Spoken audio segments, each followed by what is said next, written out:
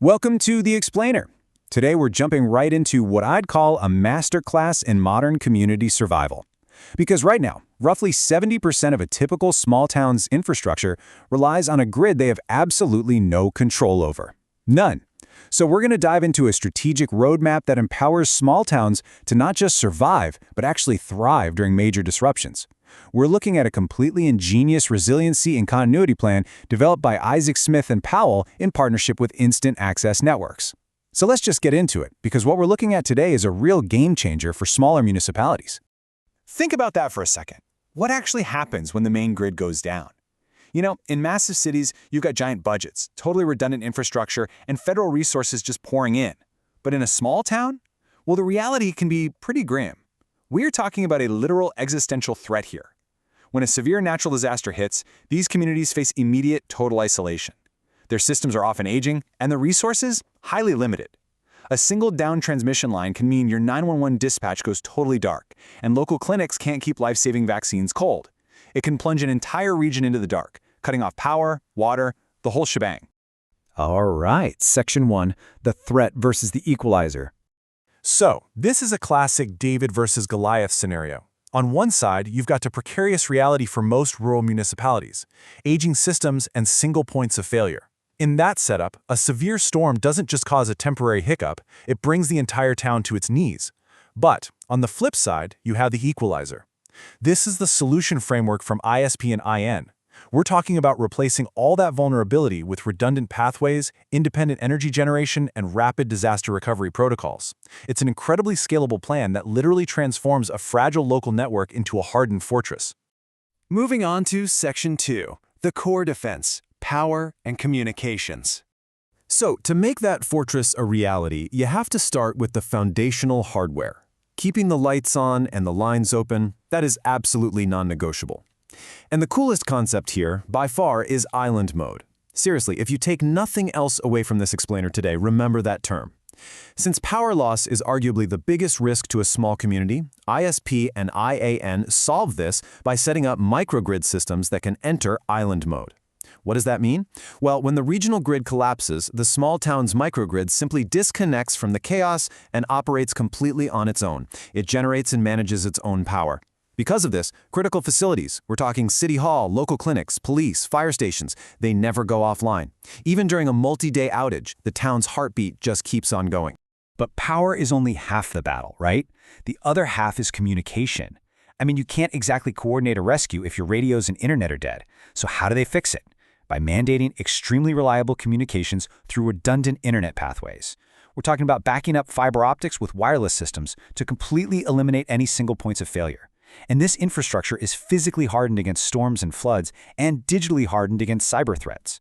Plus, it uses solar, battery, and generator integration just for the cell towers and network nodes, all backed by 24/7 monitoring. It creates a completely airtight communications loop. Which brings us to Section 3, operations and preparedness.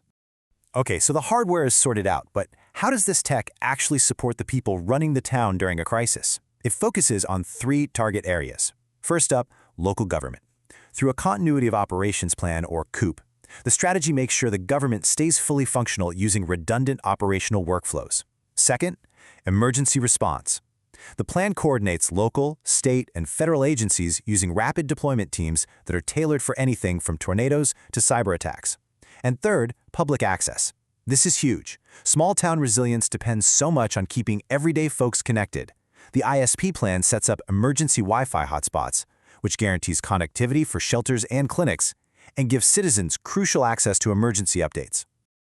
Let's look at Section 4, 4 steps to resilience. Having this great concept is one thing, but how does a town with limited resources actually build it? Well, it's incredibly structured, rolling out in 4 phases. Phase 1 is the assessment. You got to know your weak spots, so experts come in, evaluate the infrastructure, and pinpoint the most critical assets. Phase 2 is the design, where they build a highly customized resiliency plan, integrating all those energy and comm systems we just talked about. Phase 3 is deployment, actually installing the upgrades. But honestly, scratch that. Phase 4 is where the real magic happens, training and maintenance. There's literally no point in having a state-of-the-art microgrid if the local team doesn't know how to turn it on. So this phase involves training personnel, running simulations, and providing that long-term support. Finally, Section 5, the funding advantage. Now, I know exactly what you're thinking right now. This sounds amazing, but it's got to be impossibly expensive. And that leads us to the ultimate secret weapon of this whole strategy. Through their partnership, Isaac Smith and Powell opens up access to an IDIQ contract vehicle. IDIQ stands for Indefinite Delivery, Indefinite Quantity. What this means for a small town is absolutely staggering. It lets communities bypass all that massive traditional municipal red tape. You can kick off these projects with minimal upfront costs, avoiding the agonizingly long procurement processes that usually kill small town initiatives before they even start. Instead, you execute the project in phased task orders, scaling it based on whatever grants and funding are currently available. It takes top-tier resilience and actually makes it financially attainable. Which brings us to this incredibly empowering thesis directly from the source material. Small towns don't need big city budgets to achieve real resilience. They need smart, strategic, and scalable solutions. It hits the nail right on the head, right? It's a powerful reminder to local officials everywhere. You do not have to just accept being vulnerable just because you aren't in a major metropolis. Safety and connectivity, they are absolutely within your reach. So I'm going to leave you with this to chew on. Look at your own community. When the next major storm rolls through, or when a cyber disruption hits your regional utility, what happens to your town? Are you going to be isolated in the dark? Or is your community ready to jump into island mode, keep those lights on, and weather the storm with confidence? It might just be time to start asking your local leaders about smart, scalable solutions. Thanks for joining me for this explainer, and I'll catch you next time. Keep learning.